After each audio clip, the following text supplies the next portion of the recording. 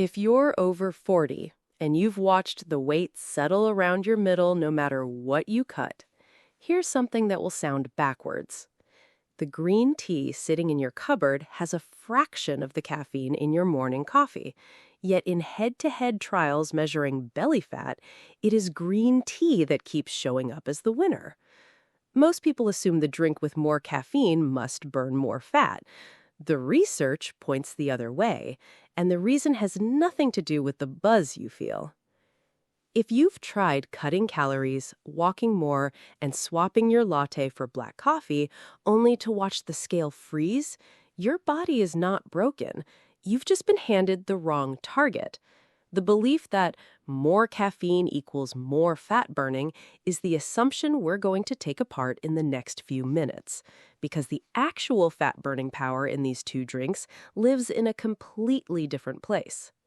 Here's the short version, and then we'll go deep. Coffee and green tea both nudge your body to burn fat, but they pull two different levers. Coffee works through caffeine, green tea works through caffeine and a second compound that quietly keeps your fat-burning signal switched on for longer. That second pathway is the difference maker, and it's the part almost no one explains. Stay with me, because in a moment, I'll show you why a drink with barely any caffeine can move stubborn, visceral fat more reliably than a strong cup of coffee, and why this matters more after 40 than at any other point in your life. One promise before we start. You will not hear any overnight claims here. The effects we're talking about are real, but modest, and they only work alongside an honest calorie deficit. What you'll walk away with is a clear picture of which drink does what, why, and how to use both without fooling yourself.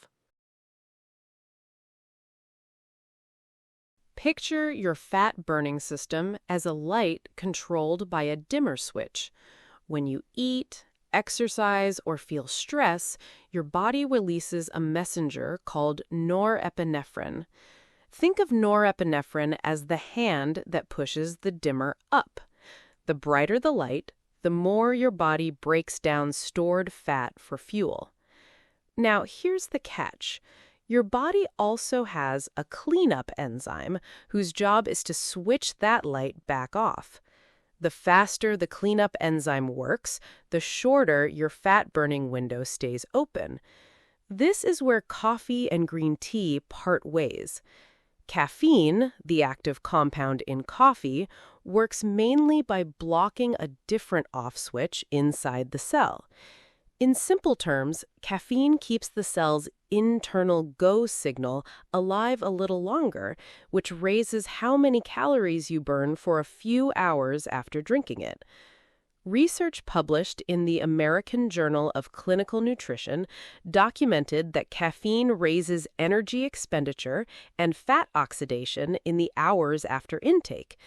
That's a genuine effect. It's just a short one. Green tea brings caffeine too, but in a smaller dose. What makes it different is a group of plant compounds called catechins, and the most studied one carries the shorthand EGCG. Here's the part that matters. Catechins slow down that cleanup enzyme, the one whose name shortens to COMT. When the cleanup enzyme is slowed, norepinephrine lingers, and the dimmer stays pushed up for longer. In simple terms, coffee turns the fat-burning light on, green tea turns it on and then stops your body from switching it off so quickly. A review in the journal Advances in Nutrition described exactly this dual action, where catechins extend the fat-burning signal that caffeine alone cannot sustain. Here's why this two-lever idea matters so much for you. A short, sharp burn that fades in a couple of hours behaves very differently from a gentler signal that stays open longer. Think of it like heating a room. Coffee is a space heater you switch on and off. Green tea is more like nudging the thermostat up and letting the warmth hold. Neither one reheats the whole house on its own, but the one that holds longer tends to do more steady work over a day. That difference in staying power, not raw caffeine, is the quiet engine behind green tea's edge in the belly fat trials.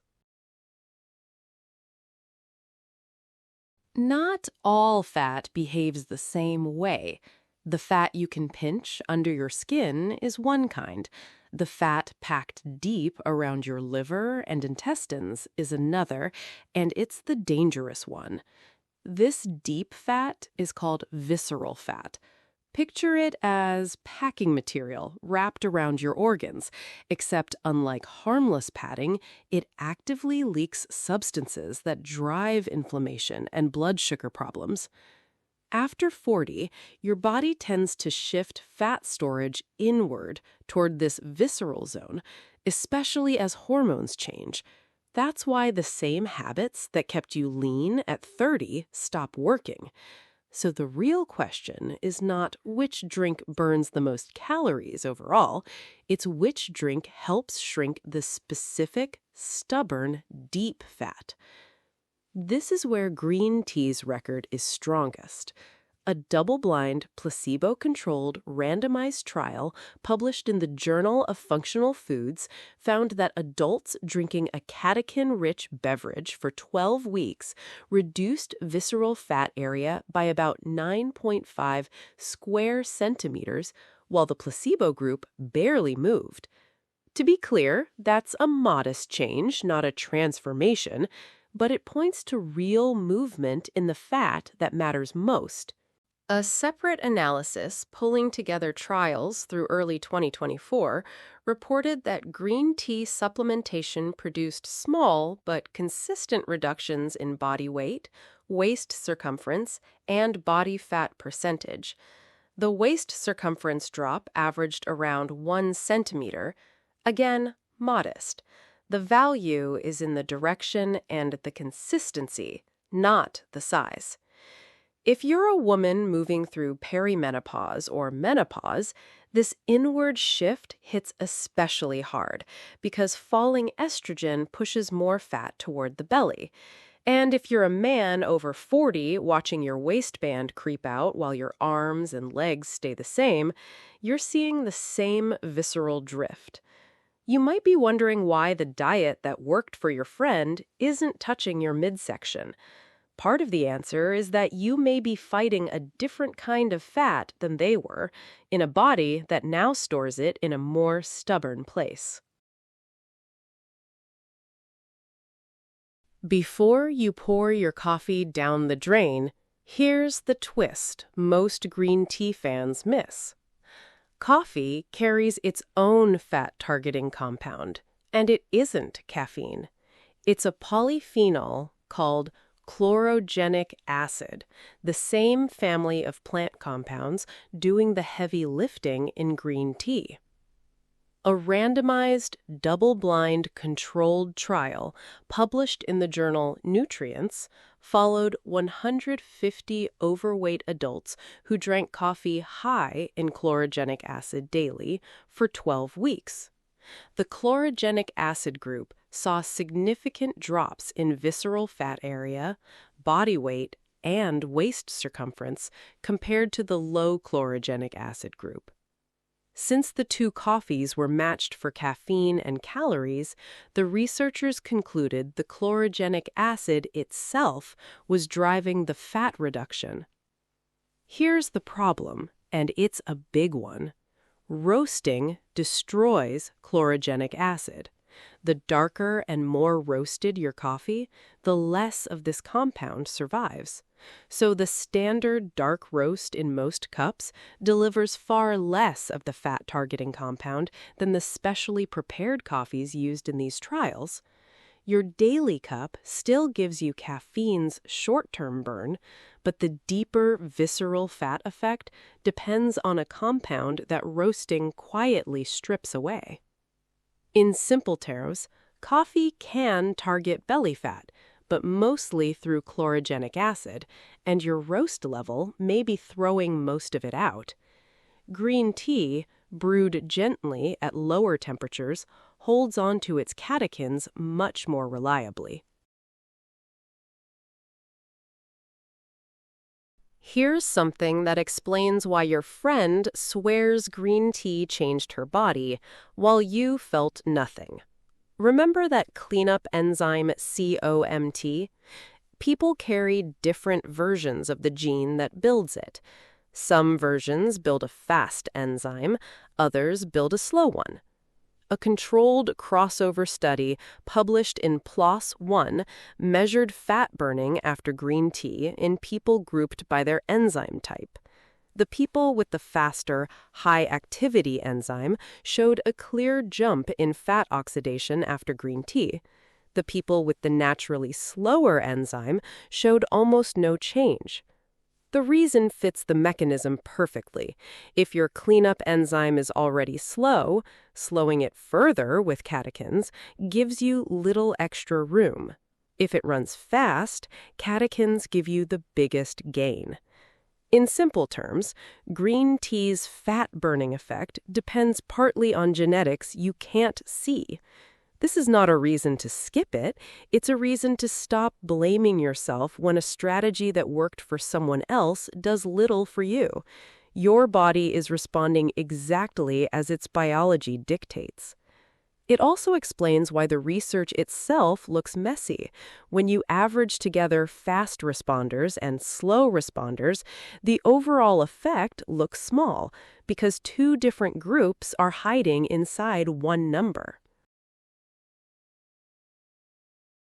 Let's put realistic figures on the table, because you deserve information that respects your intelligence. The thermogenic boost from green tea catechins plus caffeine tends to raise daily energy burn by roughly 3 to 4%. Over a full day, that might mean an extra 60 to 100 calories.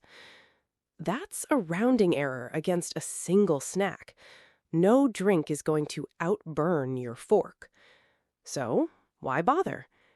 Because the visceral fat trials show an effect beyond the simple calorie math, likely tied to how these compounds influence fat storage and inflammation in that deep belly zone.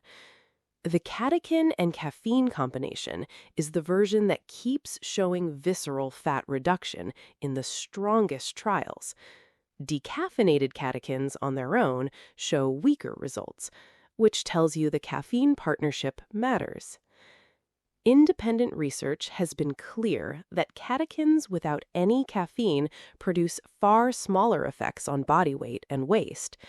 The two compounds work as a team. This is the single most overlooked point in the green tea conversation, and it reframes the whole comparison.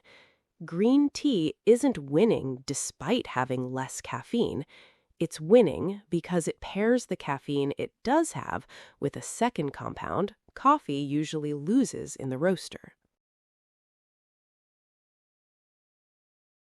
If your goal is the deep, visceral fat around your organs, the evidence leans toward green tea, brewed gently to protect its catechins, and a variety that keeps a little caffeine in the mix.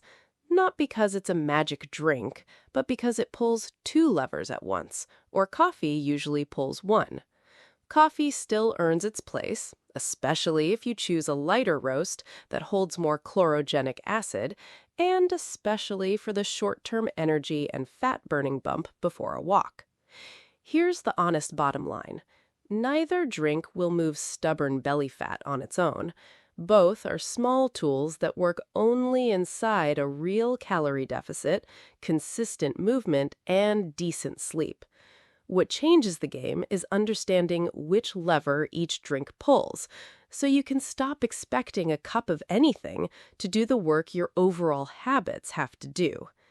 Your metabolism after 40 is not your enemy, and it is not broken. It's responding exactly the way decades of biology shaped it to.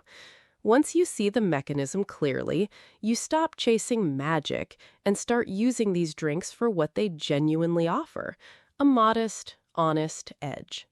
If this cleared up the green tea versus coffee confusion for you, let me know in the comments which drink you're reaching for tomorrow and whether you'll switch to a lighter roast. Type yes if you're going to try the gentle brew green tea approach for 2 weeks. Share this with someone who's been pouring black coffee and wondering why their belly won't budge, because they deserve the real mechanism, not the hype. And if you want more evidence-based breakdowns without the overnight promises, subscribe and stay with us.